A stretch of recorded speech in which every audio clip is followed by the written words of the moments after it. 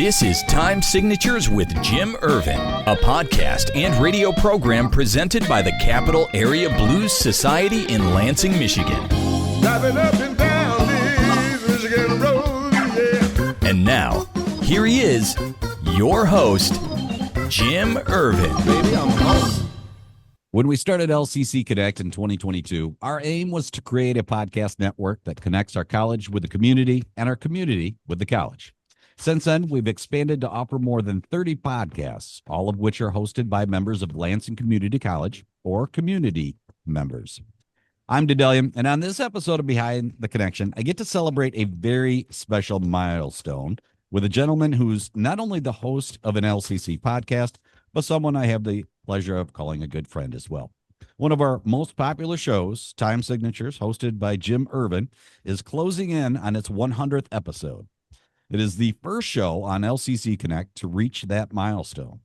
Presented in conjunction with Lansing's own Capital Area Blues Society, Jim has grown the show from local passion project into something with real reach. It's the only currently running podcast included in the University of Mississippi's Blues Archive. And in 2024, Jim added video to the channel and made it an extra part of the mix. Expanding the way to connect people with blues music, it is Time Signatures. Now, I should also confess that Jim and I, we actually go quite far back. In fact, I actually co-hosted the very first episode with Time Signatures with him at Moriarty's Pub here in Lansing. And let's just say it was a little bit of a logistical nightmare. I think we did all right, though. I think we did all right. But it did definitely set the stage for everything since that time. Today, we're going to look back at the show, how it got started, what it's become, and what the blues really means to Jim, both as a fan and a storyteller, of course. We'll also talk about what's next for Time Signatures as he closes in on the big 100. That is awesome, Jim. Are you excited about this? I can't tell you how excited I am, man. And by the way, you were there for the first 5 episodes, just to make sure we get that correct. Yeah, yes, you were. It was. Yeah. Yeah, because we did 3 of them, if you remember right, with Scory and Alfredson there at the studio, which was really cool. That is true. We'll dive back into that in just a little bit. But first, before we get started, last time you were on, I decided to ask you the earliest memory of music. The reason I did that is because that's generally a question you ask of all your guests. So I had to come up with something a little bit different this time. Okay. I want to know, what's the first blues song or artist that truly grabbed you and made you say, wow, that is awesome? Well, you know, I was exposed to the blues by my mom many, many years ago. And one of the first musicians that she exposed me to was B.B. King. Mm-hmm. And I'm trying to think of the name of the song. It was his big one of his big songs. And when I heard BB play, it just it wasn't a standard Thrill Is Gone, was it? That is the one. Thank you. I had a little melt brain here for a second, but it was, honest to God, man, it was a live rendition with a studio audience, and it was wonderful to hear that. And the hook was set, and it was really cool because as part of a full circle moment several years later, just not long before he passed, I was able to buy tickets for my mom to go see him up in Mount Pleasant. And what an honor, you know, and I'm really bummed because she offered to, you know, would you like to go? And I said, well, I'll go next time. Well, BB was gone shortly thereafter. So that was a missed opportunity for me. Right. But at least you've got to be, or you're able to celebrate who he is with actually this show in many ways. Yes. And you're a lot like me. You and I have talked about it before, how, you know, you love the blues, but you love a lot of different types of music too. Oh, but sure. When it specifically comes to the blues itself, what does it mean to you, like in a way of life or expression? What does it mean to you in that way, beyond just being a musical genre? Well, before I answer that, I want to point one thing out. There's a cool tie to B.B. King and I, because the Blues Archive was actually started by a donation of over 10,000 pieces of vinyl and some wax cylinders from B.B. King back in 1984 is when they opened. Okay. So they just celebrated their 41st anniversary. That's awesome. Blues as a genre for me, what it means to me is this is the music from which all other music sprouted. I mean, you've heard it said many, many times that the blues touches virtually every genre of music out there. Then you hear people, talk about, the blues got together and had a baby and they called it rock and roll. Right.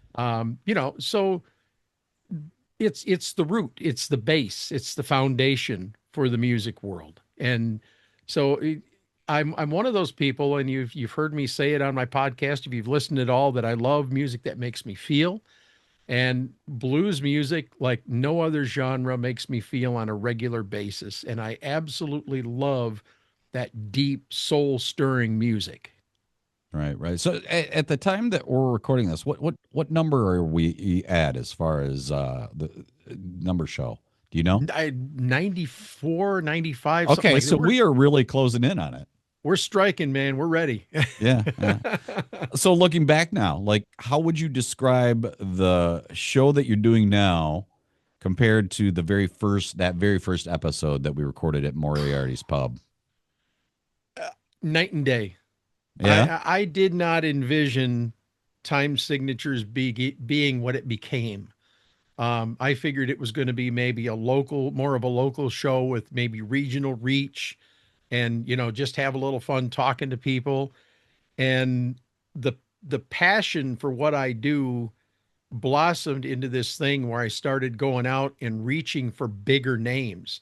Right. And one of the biggest names I put on my list was Joe Bonamassa. And I can remember the snickers and the titters, going, hey, I'm going to get Joe. And they're like, yeah, all right, good luck with that. Go get him, buddy. We got him. Yeah. Show 45. Episode 45 was Joe Bonamassa. 5 episodes before that was Walter Trout. And Walter not only talked about his liver transplant and the harrowing experience that he went through, he also talked about the 3-day intervention that Carlos Santana did with him to get him off of drugs and alcohol. Oh, wow. Yeah, I remember that episode. Brother, that for me triggered something. I went, I got to dig deeper. Yeah. When I do my interviews and I get goosebumps thinking about it, I got to dig deeper. I want to get those stories, not for the sake of sensationalizing something, but because it shows you the humanity of the artist. And for me, that's been the hallmark of what I've done ever since show 40. Yeah. And I would say that, your tenacity is, and you've heard me call you that several times. You've got tenacity, and that's really what's helped you get some of those names already. And I'm sure you've got some bigger names, or I don't even want to call them bigger, because everybody's got their contribution. Everybody plays a part. Sure. But I know you've got others on the list that you still want to cross off. So up to this point, like everybody that you've interviewed, give me one artist or one episode that you feel encapsulates kind of the spirit of what Time Signatures is about. Was it one of the ones you already mentioned? No, it actually wasn't. It's the one that is going to be my season ender, my finale for season 5. It's Curtis Salgado. Ooh. And I'll tell you why, because a lot of people don't know that Curtis Salgado lived out in Oregon back when the Blues Brothers, back when Animal House was being filmed. They filmed it in Eugene, Oregon. That's where he lives. Yeah. So here comes John Belushi. John Belushi gets introduced to Curtis Salgado one night while he's performing, and it blossomed into this friendship, and they started talking, and they started Belushi invited him to come over to the house that they rented for him, while he was there with his wife. They made dinner for him. He says, oh, by the way, bring your music with you. So Curtis started educating John on R&B and blues and soul. Next thing you know, he's coming up going, hey, by the way, Curtis, or I just want to let you know that we're going to do a little skit. It's going to be called The Blues Brothers. And this is because of you. Okay. And next thing you know, I mean, he's Jolie. He showed him, I think it was Joliet on his knuckle, or Jake on his knuckles that he had tattooed. Yeah. For the movie. And he's like, yeah, what do you think of that? And Curtis is like, what is it? Long story short, when they first performed on Saturday Night Live together as the Blues Brothers, he and Dan Aykroyd, they dedicated the performance that night to Curtis and the band. Did not know that. If you go back and you look for it, you'll find it. And it was really cool. So you're going to hear this entire story. And I mean, Curtis can tell a story, believe me. Yeah. We spent an hour and 38 minutes getting through all of the story complete, from start to finish. But I did that because I've never heard it anywhere else complete. I've heard little bits of it, little pieces of it, or compressed, encapsulated versions of it. I wanted the whole story, and I was going to air it complete, and that's what we're doing. That's awesome. That's awesome. So that'll be the big 100. Now are we breaking news here? Or? No, that's not. No. That's our season 5 finale. That's going to be like episode 107, 108. Oh, all right. We aren't going to talk about who's 100 yet, are we? You tell me when you want to hear about it. I'll tell you about it. All right, let's go ahead. Let's break the news. All What's right. happening? So Chicago has lovingly opened its doors to me via a very good friend, somebody that I call my my honorary executive producer. Her name is Lynn Orman. She is a publicist. She's a journalist. She's a fellow broadcaster. And she has introduced and opened the doors to several people for me. Most recently, and we can talk about this later if you want, they're going to be inducting 4 Chicago Blues people into the Hall of Fame in Illinois. We can talk about that later if you want. But the big one she brought me was the legendary Billy Branch. Okay. Oh, wow. Now, Billy did an album called Harp Attack with Carrie Bell, James Cotton, and Junior Wells. Okay. Yeah. He was the kid. He was the kid. And so I got an opportunity to talk to him, and we're gonna go in there and talk about that album and several others and the things that he's doing now. This man has spent 46 years in the Blues in the Schools program. That's now, dedication. I know that. Yes, sir. And I mean, he does a 2-week residency every year where he grabs a group of kids and he doesn't just show them the harmonica. He teaches them to play the harmonica. He teaches them the roots of the blues and the story and the history of the blues. And then at the end of this 2 weeks, he does a performance with all of these kids. That's awesome. So I thought, what better way to honor this man? And he has become an ambassador to the blues for the greater Chicago area because all of these others are gone. With the exception of Buddy Guy and Bob Strozier and a couple of others, they're gone. They've passed from the scene.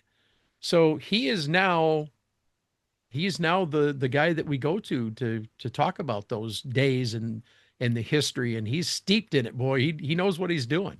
That's exciting. And so it is going to be a huge pleasure to have him on the show, and I can't wait for everybody to hear our season 100 or episode 100.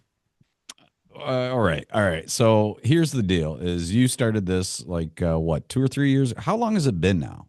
It's been about 2.5 calendar years, and so people understand when I refer to a season, it's about 20 to 25 episodes, and it's based around the schedule of Lansing Community College largely.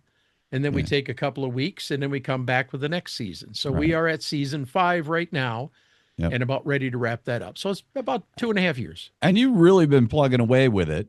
Ever since you began. Like, you actually really embraced it quite a bit more than I thought you would.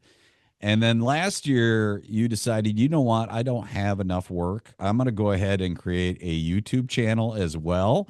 So when you did that, when you finally put YouTube into the mix, did your approach to storytelling, did it change any, or do you still kind of do the same thing? No, we kind of did the same thing, but the video lends a completely different flavor to it. Okay. And there are some of the people that I've interviewed in the past, like Steady Rollin' Bob Margolin. I'm bringing him back on because there's certain people that I want to capture. I'd love to capture them all on video, telling the stories, to go way back to the beginning. And eventually, like Freddie and Marge and some of the others from the local bands, I'm going to bring in. I've actually brought a few people in locally, Twyla Birdsong and a few others. Ray Alshire has come in And we've talked about, the early days of blues in the greater Lansing area. But I think especially for the local stuff, you want to have video because it brings the viewer a little more, another element for them to attach to and become invested in. And so I think that's, to me, adding video has been a wonderful thing to do with the podcast for that reason. I think it was a good move on your part, and you've really built up your YouTube channel quite a bit. Yeah. What are you up to now? Well, just for context, we were at 462 subscribers at the end of December last year, 2024. Yeah. To date, we are closing in on 14,000, and that's because we are doing some aggressive advertising through the YouTube system.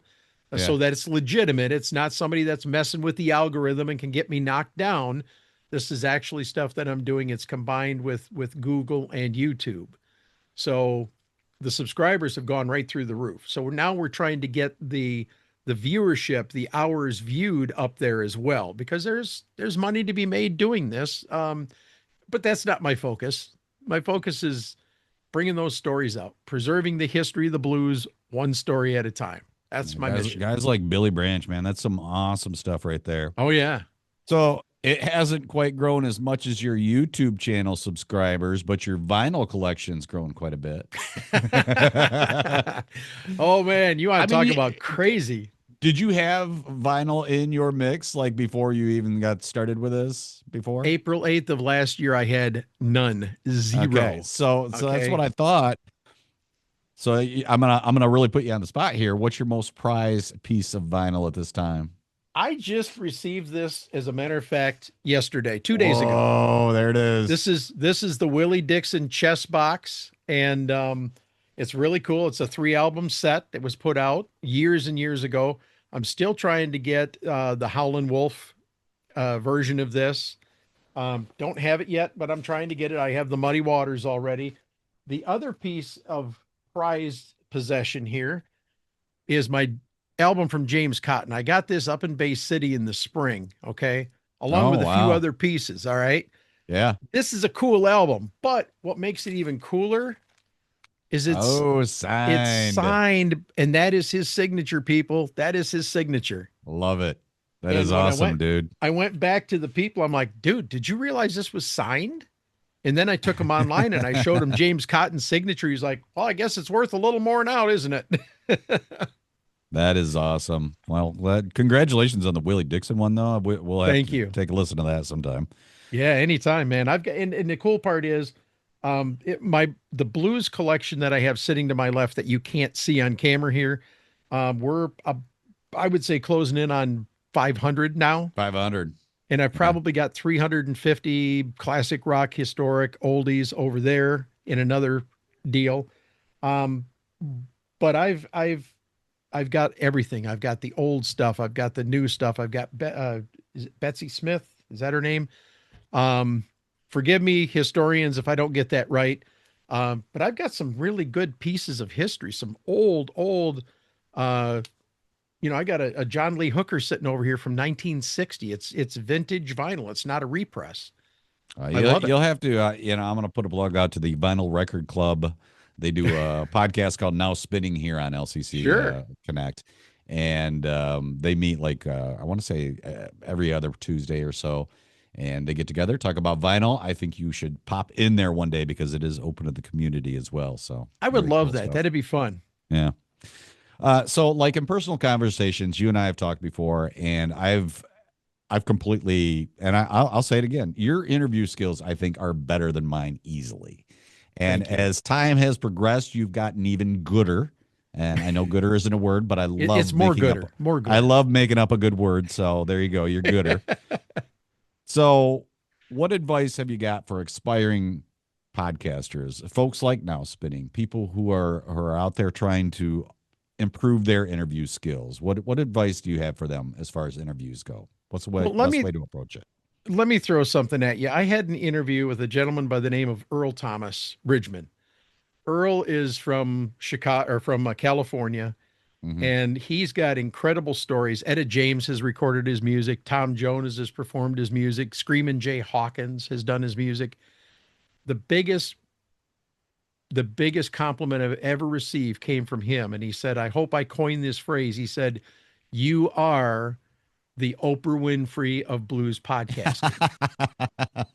That's a hell of a compliment. That is a great compliment. It really is. And trust me when I tell you, Daedalian, I'm taking this with a ton of humility, because if my mom was here, she'd be whispering in my ear, remain humble before the Lord. That was her favorite phrase. That's what she said, huh? So I keep myself grounded, and I'm serious. I'm humbled about it. It's an incredible honor to be on the Blues Archive and to be part of that. But my advice for any podcaster starting out, first of all, you have to have a passion for what you're doing. The one magic bullet that I have found with this podcast is I've found my niche or my niche, however you want to say it, and it truly is its own. I mean, it's not just another podcast. There's a reason for people to come and check it out. There's, it's focused. So number one, find your niche or your niche, however you want to say it. But secondly, be real. Don't try to put on airs and things like that. And probably the biggest piece is don't talk to hear yourself talk. Okay. Right. I've heard interviewers, they've got the Jolly Joe radio sound, and hey, George, why don't you tell me about this, that, and the other thing? They'll get a half sentence in. Yeah, but don't you want to talk about, and you're not there for them. You're there, you're not there for you. You're not there for yourself, right? Yeah. Yeah, you're not the focus. And what I try to do, Daedalian, is with my questions, I try to ask the questions and get the hell out of the way and let them go. Just let them go. Right. That's where the stories come from, man. I mean, you had a lot of things to unpack there, but the one thing that I think you share with most anybody that I ask that question to, or something similar to, is authenticity. Be yourself. Make sure that that's your driving force behind what you do. And I agree with it completely, wholeheartedly. Yes, sir. I was, and as you know, I work with a lot of folks that really have never gone into broadcasting. That's not really their thing. And they're completely new to the whole deal.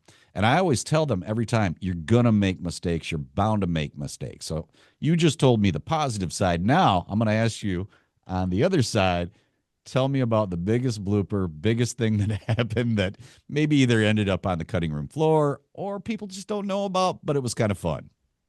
Or maybe it wasn't fun. I don't know. Take your pick.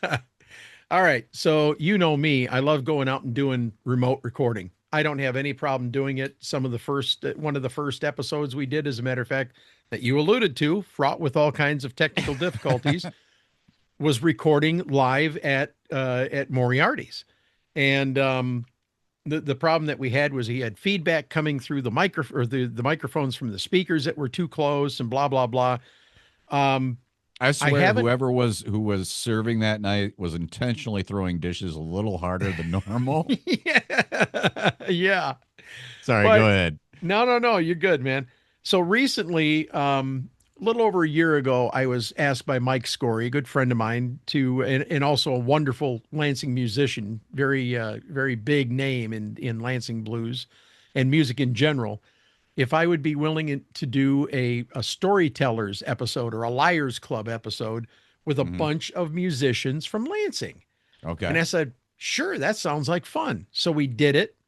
A gentleman came out and recorded it for us, gave me the stuff. I put it together. It was a wonderful audio only episode because the guys didn't really want to be on camera. So I thought, well, man, that went really good. I think I'm going to reach out to people in other areas. So I reached out to the greater Metro Detroit area and talked to Motor City Josh down there in Metro Detroit. And I said, I'd like to do something like this. And I described it to him. And he said, yeah, let me put some people together. So he did. He got him, Greg Nagy, Dave Edwards, and Pat Smiley, the four of them. Wow. That's an impressive lineup there. We all met at the recording studio. I set everything up. I brought my podcasting stuff. I had my camera, my lights. I had everything. Mm-hmm. It was awesome. Guess who forgot to do his audio check? So the only audio that I got from the entire episode was off my video camera, off my little HD webcam. Oh And if man. and if you go look for the Liars Club episode with Motor City Josh and Greg Nagy and those other guys, it's up there And because those are guys that are busy, so that'd be hard to pull that together again. I wasn't going to even ask. And Yeah. and the content was so good. I said, you know what? Live and learn. Okay. That's exactly it.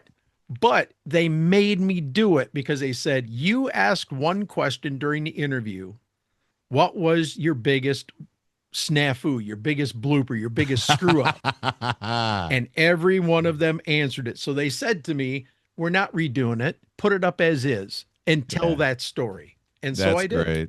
That's great. Those kind of things keep you humble, man. I'm telling you. They do. And kudos to you, for, going through the process and actually being brave enough to put it up there and out there because oh man, I know that we've had some mistakes before where I'm just like, no, we're not putting that out.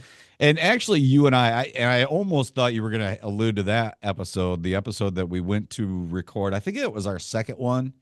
We were at the Green Door. And was MSU, I think, was heading towards some sort. They were heading somewhere, but we were there and we were trying to do this conversation with two other folks, actually three other folks, I think, were on the panel. And by the time we were done, there was just so much crowd noise because they kept getting touchdowns. That was the one that never aired. That was one that never aired, and I believe it was basketball season at the Green Door. Oh, it was a basketball, yeah. Yep. How much I pay and they were going into the NCAA championship or tournament rather. And that one never saw the air because of some other issues that arose from it. I recall that, but I do know that the crowd noise was really a big factor. Oh my God, it was brutal. It was brutal. All right. So tell me about the first moment you realized that Time Signatures was actually connecting with your audience. The first time I realized that it was connecting with my audience was when I had Eliza Niels on, and you can't ask me what the episode number is, but it was probably within the last year I had her on, and she shared it out on her social media, and I got 1,400 plus views in 24 hours. And I'm like, holy crap. And I messaged her and I said, did you share this or something? She goes, oh yeah, I put it on my socials. And it's like, at that time, I mean, that was one of the biggest episodes I had organically.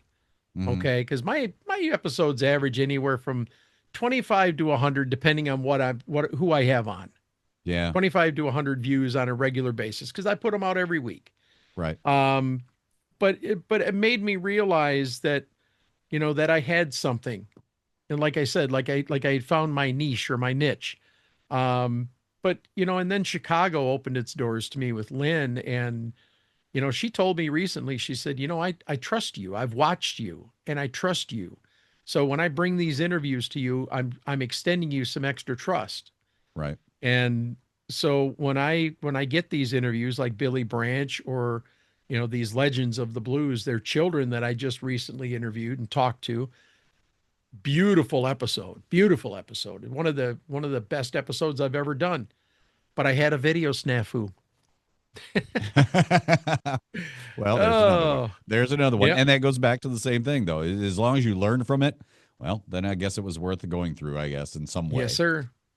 So, like you said earlier, a lot of your guests have become what I would call bigger names in the world of blues. Oh, yeah. But one of my favorite things about what you're doing is you still pull it back to the local scene every once in a while. And I do enjoy those interviews because a lot of those folks, they're people I know. They're people that are a part of our community. So tell me how you feel that the capital city, Lansing, Michigan, fits into the greater blues scene. Daedalian, I got to tell you, after I just interviewed Harry Oman not long ago, and I am so excited for that episode to air. It was about 54 minutes. You're going to see it all on the video side, but you're going to hear an encapsulated version on the WLCC side or WLNZ side. I'm sorry. The work that he did back in the early 90s to bring these musicians like Johnny Bassett and Thornetta Davis when she was very young, and a whole bunch of others into the Metro Detroit, or into the Lansing area from Metro Detroit. The work that he did, the work that Jim Flynn did in the greater Lansing area, bringing in Anson Funderburg and some of these others that they brought in specifically. I mean, Jim used to pay some of these people out of his own pocket to come and perform here. Yeah. It made Lansing incredibly relevant. As time has progressed, we've kind of lost that relevance. We've lost a lot of our venues, like the Green Door that just went dark at the end of June. And I'm saddened by it, because I would love to return to that, because I believe that Lansing was a conduit through which, everybody from Chicago to New York, if they were traveling, they knew that they had a place they could come and play, because there were several outlets to do it. Yeah. But man, what a history, what a rich history we have in the blues. It's wonderful. I didn't really have this question in the lineup of what I wanted to talk about, but only because you mentioned his name. I want you to elaborate a little bit on who Jim Flynn was here in our community.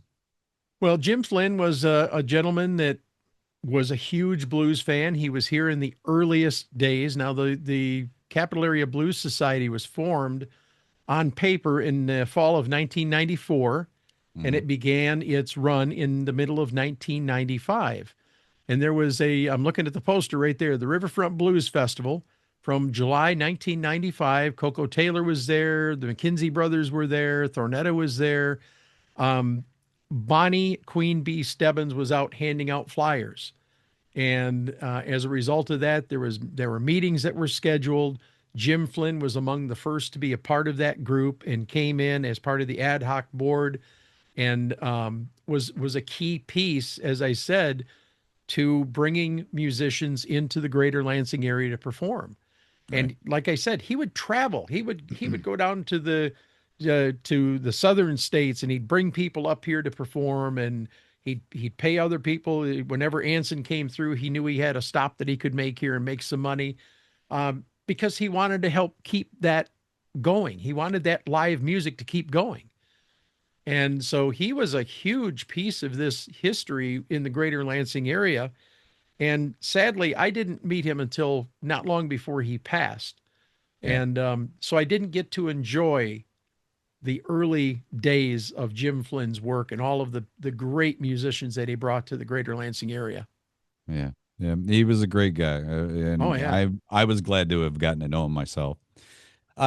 We did an entire episode on it, so I don't want to dive too far into the weeds as far as your incorporation into the University of Mississippi's Blues Archive.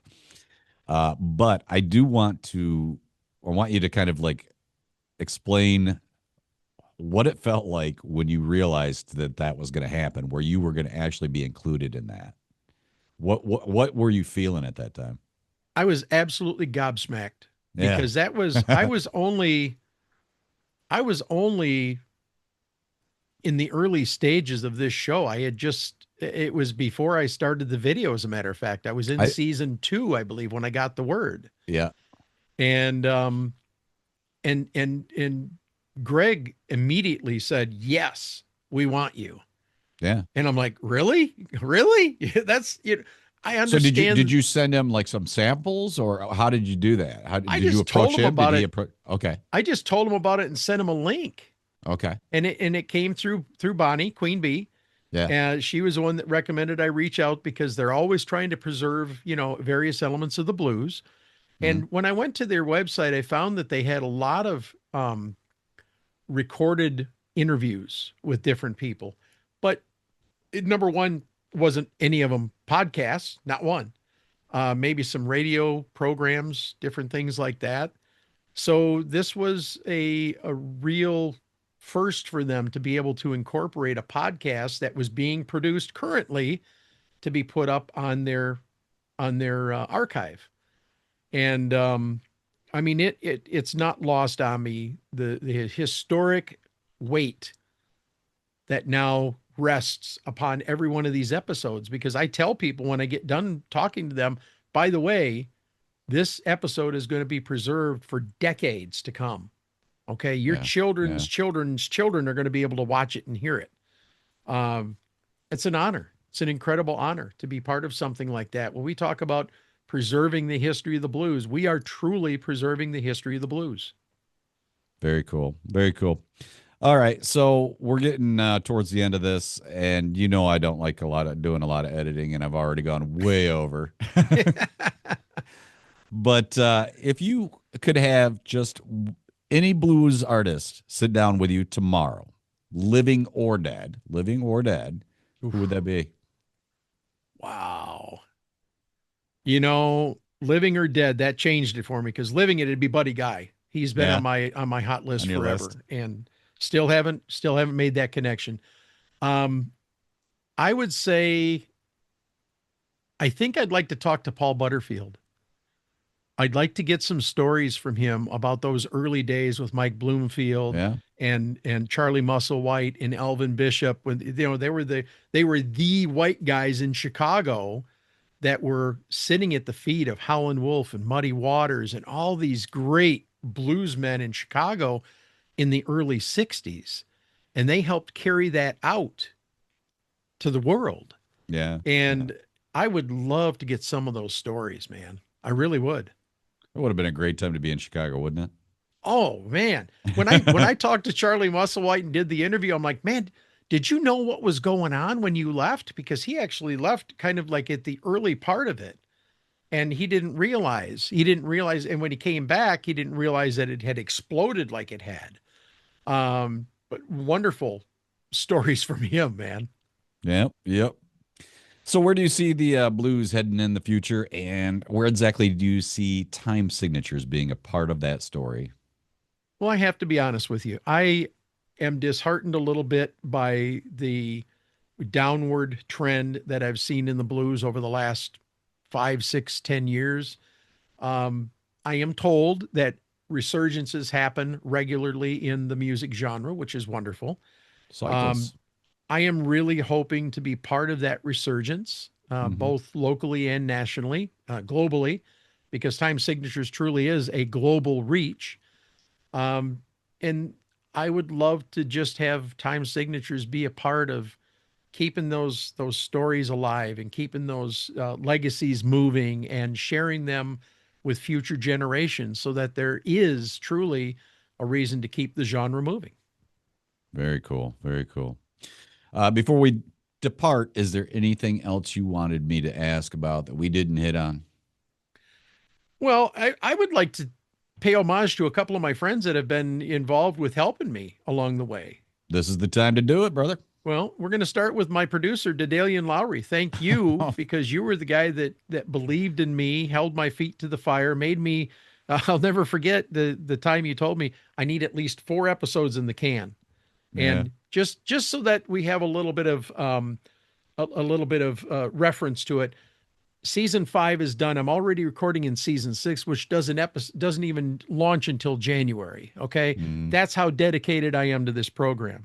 But among the others, I've got Devin Jones, my mentor from Canada, Lynn Orman from Chicago. I've already mentioned her.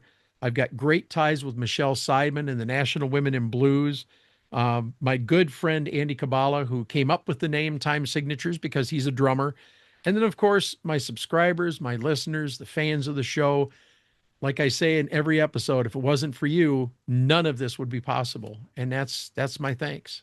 And it takes a community to build what you have built. So indeed, you're doing a great job, man. And it is awesome to have you a part of what we're doing here at LCC Connect as well. My pleasure, I thank you for everything that you've done. All right. I like to finish the show with a rando question, right? Yeah. Yeah. Rando question of the day. Last time you stumped me. All right. Here we go. And this time I was selective about it. So here we go. This is your question. I'm going to ask you, if you could have one musician score the soundtrack to your life, who would it be? Rory Gallagher. Love the guy's style. Love this. Love his style. Well, he's blues. He's gone now, but he's blues. But yeah, I love that early 60s, late 60s, early 70s type blues sound. And yeah, I think that'd be fun.